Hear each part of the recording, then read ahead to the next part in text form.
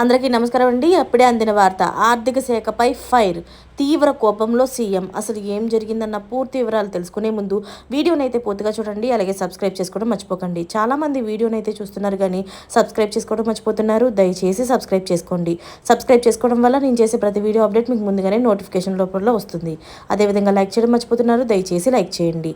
అయితే సీఎం అధికారులతో మీరు మారరా, ఎన్నిసార్లు చెప్పినా మీ పని మీదేనా, ఇంతేనా, తక్కువ వేతనాలు ఉన్న అవుట్సోర్సింగ్ కాంట్రాక్టులు ఉద్యోగులకు జీతాలు ప్రతి నెలా చెల్లించాలని గతంలో ఆదేశించాను కదా, మరి ఎందుకు అమలు చేయట్లేదు అంటూ ఆర్థిక శాఖ అధికారులపైన ముఖ్యమంత్రి రేవంత్ రెడ్డి అయితే ఆగ్రహం వ్యక్తం చేసినట్టు తెలుస్తుంది. అయితే ఎంప్లాయీస్ వేతనాలను గ్రీన్ ఛానల్ ద్వారా చెల్లించాలని గతంలోనే ఆదేశించానని, అయినా సకాలంలోని శాలరీలు వేయడం లేదని జిల్లాల నుంచి ఇంటెలిజెన్స్ అలాగే ఎస్బీ ఉద్యోగ సంఘాల ద్వారా తనకు సమాచారం అందినట్లుగా ఆయన చెప్తున్నారు.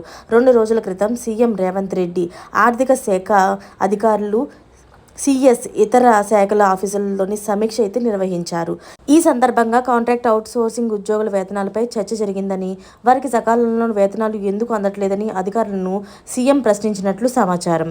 అయితే కాంట్రాక్ట్ అవుట్సోర్సింగ్ ఉద్యోగుల గ్రీన్ ఛానల్ ద్వారా వేతనాలు ఇవ్వాలని తాను గతంలోనే ఆదేశించానని, అయినా ఎందుకు అమలు చేయడం లేదని సీఎం ఆఫీసర్లను అయితే నిలదీసినట్లు తెలుస్తుంది.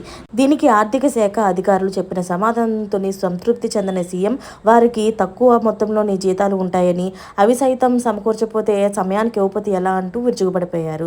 మరిన్ని లేటెస్ట్ అప్డేట్స్ కోసం ఛానల్ సబ్స్క్రైబ్ చేసుకోండి.